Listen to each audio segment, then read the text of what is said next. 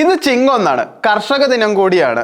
പണ്ട് എനിക്ക് കർഷകര് വലിയ വിലയൊന്നും ഉണ്ടായിരുന്നില്ല, ചെറിയ പുച്ഛവും ബഹുമാനക്കുറവൊക്കെ ഉണ്ടായിരുന്നു. പക്ഷെ ഇന്ന് അങ്ങനെയല്ല. ഇന്ന് ഞാനൊരു കൃഷിക്കാരനാ പറയുന്നതിൽ ഞാൻ ശരിക്കും അഭിമാനിക്കുന്നുണ്ട്. കാരണം വീട്ടിലിരുന്ന് ഭക്ഷണം കഴിക്കുക എന്ന് പറയുന്നത് എത്രയോ വലിയ ഭാഗ്യമാണ് എന്നുള്ളത് എനിക്ക് വേറൊരു സ്ഥലത്ത് പണിയെടുക്കുമ്പോഴും ആണ് എനിക്ക് മനസ്സിലാവുന്നത്. തേങ്ങ കൃഷി ഡെയിലി പൈസ തരില്ലെങ്കിലും മാസം ഒരു നിശ്ചിത എമൗണ്ട് എനിക്ക് വരുന്നുണ്ട്. അത് ചില്ലറ എമൗണ്ട് ഒന്നുമല്ല വരുന്നത്. ഈ ഓണായത് കൊണ്ട് തന്നെ കിലോ 52 രൂപയ്ക്കാണ് ഞാൻ തേങ്ങ വിറ്റത്.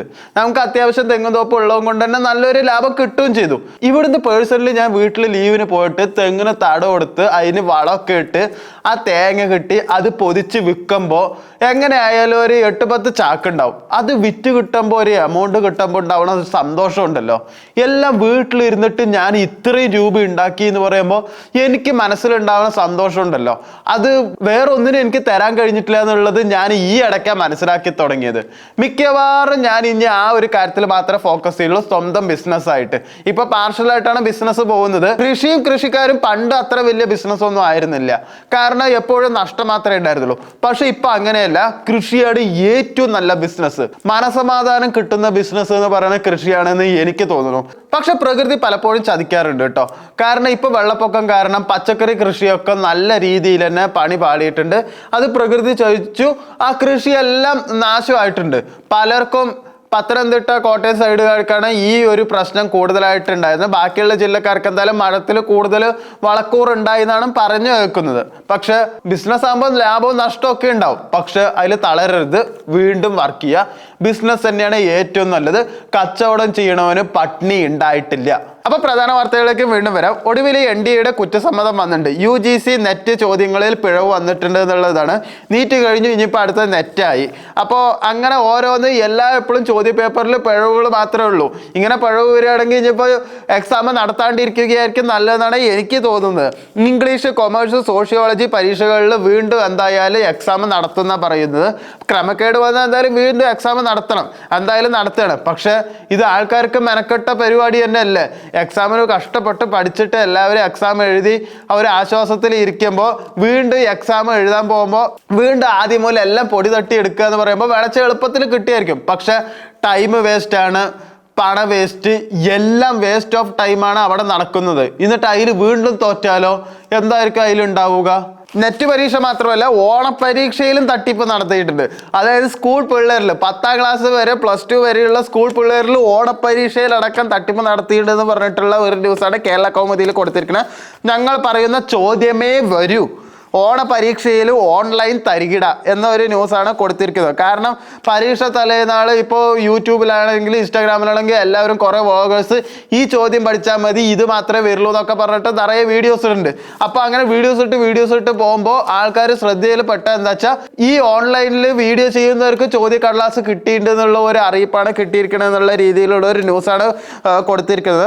സ്കൂൾ ഓണ പരീക്ഷയ്ക്ക് ഞങ്ങൾ പറയുന്ന ചോദ്യങ്ങളെ ചോദിക്കൂ, നാളെ വരുന്ന ചോദ്യ പേപ്പർ ഇത് തന്നെ ആയിരിക്കും, ഇത് മാത്രം പഠിച്ചാൽ മതി, ചോദ്യ പേപ്പർ ഞങ്ങൾ തരാം. ഇത്തരം വ്യാജ വാഗ്ദാനങ്ങളുടെ വിദ്യാർത്ഥികളുടെ പഠിക്കാനുള്ള താല്പര്യം ഇല്ലാതാക്കുന്നു എന്ന രീതിയിലാണ് കൊടുക്കുന്നത്. എന്തായാലും അവർ പഠിക്കണ്ടല്ലോ. ശരിക്കും പറഞ്ഞാൽ ഞാൻ PG കഴിഞ്ഞിട്ടാണ് ഇവിടെ വന്നിരിക്കുന്നത്. ഒരു 10ാം ക്ലാസ് +2 വരെ ഒരു കുട്ടികൾക്കും പഠിക്കാനില്ല എന്നുള്ളത് ഇപ്പോഴാണ് ശരിക്കും പറഞ്ഞാൽ മനസ്സിലാവുന്നത്. അതിന് തോന്നിയ ഫീസ് ഏർപ്പാടാക്കുന്നുണ്ട്. അപ്പൊ ഇതുപോലെ ചോദ്യ പേപ്പർ റെഫർ ചെയ്തിട്ട് വരുന്നത് തന്നെയായിരിക്കും നല്ലത്. എന്തായാലും ഇപ്പോൾ ഉള്ള പിള്ളേർക്ക് എഴുതാനും വായിക്കാനും ഒന്നും അറിയില്ല. എല്ലാവരും കടന്ന് തപ്പുന്നത് ഇപ്പൊ നന്നായിട്ട് തന്നെ കാണുന്നുമുണ്ട്.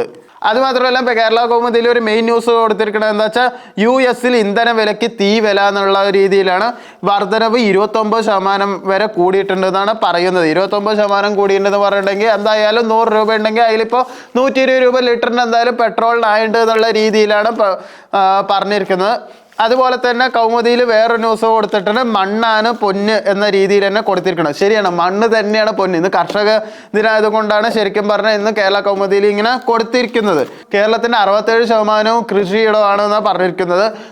എനിക്ക് തോന്നുന്നു 1957 കേരളത്തിന്റെ 90% കൃഷിയിടമായിരുന്നു. കാരണം നമ്മൾ തെറ്റായ ഒരു ഹിസ്റ്ററി പഠിച്ചിട്ടുണ്ട്. പാലക്കാട് വാങ്ങിയത് തിരുവനന്തപുരത്തെ കന്യാകുമാരി തമിഴ്നാട്ടിൽ കൊടുത്തിട്ടാണ് പാലക്കാട് വാങ്ങിയെന്ന് പറഞ്ഞിട്ടുണ്ട്. കാരണം പാലക്കാടാണ് നെല്ലറകളുടെ നാട് എന്ന് പറയുന്നത്. പാലക്കാട് പാലക്കാട് ഏറ്റവും കൃഷി കൂടുതൽ ഉണ്ടായിരുന്ന എന്ന രീതിയിൽ വിചാരിച്ചിട്ടാണ് അങ്ങനെ ഒരു ഹിസ്റ്ററി ഉണ്ടായിട്ടുണ്ട്. പക്ഷെ ഒരു തെറ്റായ ഹിസ്റ്ററിയാണ്. വില്യം ലോഗന്റെ മലബാർ മാനുവലിൽ പാലക്കാട് കേരളത്തിലാണ് എന്നുള്ളത് ശരിക്കും രേഖപ്പെടുത്തിയിട്ടുണ്ട്. അപ്പൊ കേരളത്തിൽ ഏറ്റവും കൂടുതൽ കൃഷി ചെയ്യുന്ന തെങ്ങന്നെയാണെന്നാണ് പറഞ്ഞിരിക്കുന്നത്. 18,96,960 ഏക്കർ തെങ്ങാണ് കേരളത്തിൽ ഉള്ളതെന്നാണ് പറയുന്നത്. മൊത്തം വിസ്തീർണ്ണമാണ് പറയുന്നത്.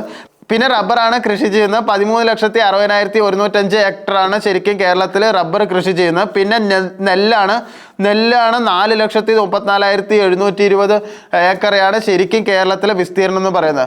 നെല്ല് കുറച്ച് കമ്മിയാണ്, പക്ഷെ നെല്ലാണ് കൂടുതൽ. പക്ഷെ നെൽകൃഷിയിൽ കുറച്ച് ലാഭം കുറവാണ്. അതിനിപ്പോൾ പറഞ്ഞിട്ട് കാര്യമില്ല. കാരണം ഇവിടുത്തെ കർഷകർക്ക് നെല്ലിൻ്റെ കൃഷി എന്ന് പറഞ്ഞാൽ അത് പ്രോസസ്സും നല്ല കൂടുതലാണ്, പണിയും കൂടുതലാണ്, എന്നാൽ ലാഭമൊട്ട് കിട്ടൂല്ല.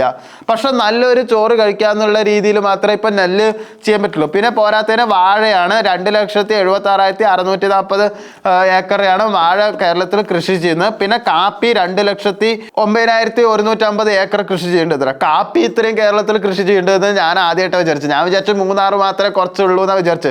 പക്ഷെ 2 ലക്ഷം ഏക്കർ കാപ്പി എന്തായാലും കേരളത്തിൽ കൃഷി ചെയ്യേണ്ടത്. പിന്നെ കുരുമുളകും കൃഷി ചെയ്യേണ്ടത് 1,92,000 ഏക്കറാണ് കൃഷി ചെയ്യുന്നത്. പിന്നെ മരച്ചീനി, ഏലം, കശുവണ്ടിയാണ് ഏറ്റവും കുറവ് കൃഷി ചെയ്യുന്നത്. 47,470 ഏക്കറാണ് കശുവണ്ടി കൃഷി ചെയ്യുന്നത്.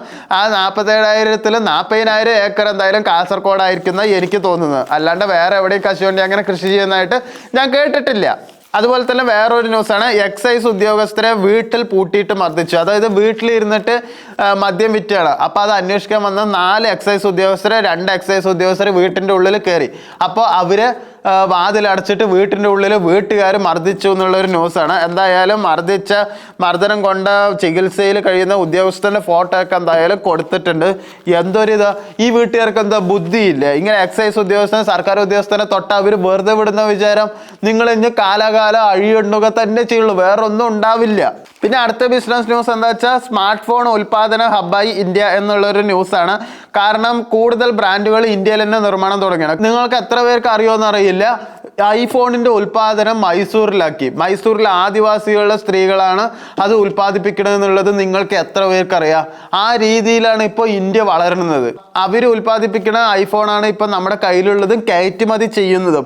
അപ്പോൾ വിവോ, സാംസങ്, ഒപ്പോ, ആപ്പിൾ ഇതെല്ലാം ഇനി ഇന്ത്യയിൽ തന്നെ ഉണ്ടാക്കാൻ തുടങ്ങുകയാണ് എന്ന രീതിയിലുള്ള ഒരു ന്യൂസാണ് കൊടുത്തിരിക്കുന്നത്. വലിയൊരു ഹബ്ബാക്കി മാറ്റാനാണ് ഉദ്ദേശിക്കുന്നത്. അതിൻ്റെ നിക്ഷേപ ലക്ഷ്യം 62,000 കോടി രൂപയാണ് ഇന്ത്യ എന്തായാലും നിക്ഷേപിക്കാനും ഉദ്ദേശിച്ചിരിക്കുന്നത്. പിന്നെ മെസ്സിയുടെ കേസാണ് ഇവിടെ പറഞ്ഞിരിക്കുന്നത്. മെസ്സിയുടെ പേരിലുള്ള തട്ടിപ്പ് ഇടപെടാൻ കാത്ത് കേന്ദ്ര ഏജൻസികൾ എന്ന് പറഞ്ഞിട്ട് മെസ്സിയുടെ കേസ് എന്തായാലും കേരളത്തിലായിട്ട് ഒതുങ്ങുന്നാണ് പറഞ്ഞിരിക്കുന്നത്. 120 കോടി തട്ടിച്ചല്ലേ, അതെന്തായാലും കേരളത്തിലായിട്ട് ഒതുങ്ങില്ല. പക്ഷെ എന്തായാലും കേന്ദ്രത്തിലെ ആൾക്കാർ അതിൽ ഇടപെടാൻ വേണ്ടിയിട്ട് അതിൽ ശ്രമിക്കുന്നുണ്ട്. ഇത്ര കേന്ദ്രത്തിലുള്ളവർ ഇടപെട്ട് എന്തായാലും തീർന്ന് എന്തായാലും പ്രതിപക്ഷ നേതാവ് മിക്കവാറും അകത്താവുന്നാണ് എനിക്ക് തോന്നുന്നത്. കാരണം അദ്ദേഹം കൂടി ചേർന്നിട്ടാണ് ഈ തട്ടിപ്പ് നടത്തിയെന്നാണ് ഇപ്പൊ പറയുന്നത്. വെറും റൂമറാണ്. അത് എത്രത്തോളം സത്യം ഉണ്ട് എന്നുള്ളത് നമുക്ക് അറിയില്ല. പിന്നെ അടുത്തൊരു ന്യൂസാണ്, വൈദ്യുതി കണി 10 വർഷത്തിനിടെ പൊലിഞ്ഞത് 119 ജീവൻ. അതായത് നമ്മൾ കള്ളു കുടിച്ചിട്ട്, എൻ്റെ നാട്ടിലൊരു സംഭവം ഉണ്ടായിട്ടുണ്ടായിരുന്നു. ഒരാൾ കള്ളു കുടിച്ചിട്ട് പോസ്റ്റിലേക്ക് അങ്ങോട്ട് ഇടിച്ച് കയറ്റിയിട്ട് ഷോക്ക് അടിച്ചിട്ട് മരിച്ചിട്ട് അയാളുടെ ദശയെല്ലാം പൊളിഞ്ഞു പോയ ഒരു സംഭവം ഉണ്ടായിട്ടുണ്ടായിരുന്നു. അപ്പോൾ ഇതുപോലെ വൈദ്യുതിയിൽ മഴക്കാലത്തൊക്കെ പൊട്ടി വീണാൽ നമ്മൾ ചിലപ്പോൾ അറിയില്ല. അപ്പോൾ വൈദ്യുതിയൊക്കെ അടുത്തുണ്ടെങ്കിൽ നിങ്ങൾ ശരിക്കും പറഞ്ഞാൽ 10 മീറ്റർ മാറി നിൽക്കണം. എന്നാൽ മാത്രമേ നിങ്ങൾക്ക് ഷോക്ക് അടിക്കാണ്ടിരിക്കുള്ളൂ. അതുപോലെ മഴക്കാലത്ത് ഒരു തുള്ളി നനവ് പോലും നിങ്ങളുടെ കയ്യിൽ ഉണ്ടാവാൻ പാടില്ല. അങ്ങനെ ഉണ്ടെങ്കിൽ തന്നെ കറണ്ട് ഏത് ഭാഗത്തുനിന്ന് അടിക്കാമെന്ന് നമുക്കറിയില്ല. നമ്മൾ ഒരുപാട് സൂക്ഷിക്കണം എന്നല്ല, പക്ഷെ കറണ്ടിൽ തൊടുമ്പോൾ ഇങ്ങനത്തെ കാര്യങ്ങളൊക്കെ നമ്മൾ എന്തായാലും സൂക്ഷിക്കണം. അപ്പോൾ അതുമാത്രമല്ല, ഇന്നലെ മധ്യപ്രദേശിലെ ഒരു സംഭവം ഉണ്ടായിട്ടുണ്ടായിരുന്നു. വൈദ്യുതി പോസ്റ്റിൽ ഒരു പശു ഇടിച്ചിട്ട് പശു ഷോക്ക് അടിച്ച് മരിച്ചു. അപ്പം അതിൻ്റെ ദേഷ്യത്തിൽ നാട്ടുകാർ പോസ്റ്റ് വടിയും കൊണ്ട് അടിച്ച് ട്രാൻസ്ഫോമർ അടിച്ച് പൊട്ടിച്ചു. ഇത്ര ഭാഗ്യ അവരെന്തായാലും ചത്തില്ല. എന്തായാലും ട്രാൻസ്ഫോമറൊക്കെ തല്ലി പൊളിച്ചു. ഇത്രയും മണ്ടന്മാർ നമ്മുടെ നാട്ടിലുണ്ട് എന്നുള്ളത് നമുക്ക് ഊഹിക്കുമ്പോൾ തന്നെ ഇത്രയും ബുദ്ധിയില്ലാത്തവരാണ് നമ്മുടെ നാട്ടുകാരെന്ന് ഞാൻ അറിയാണ്ട് ചിന്തിച്ചു പോവുകയാണ്. പിന്നെ അടുത്തൊരു ന്യൂസാണ്, അച്ഛനും മകളും വാടക വീട്ടിൽ തൂങ്ങി മരിച്ച നിലയിൽ എന്നൊരു ന്യൂസ് കൊടുത്തിട്ടുണ്ട്. കാസർഗോഡാണ് സംഭവം നടന്നിരിക്കുന്നത്.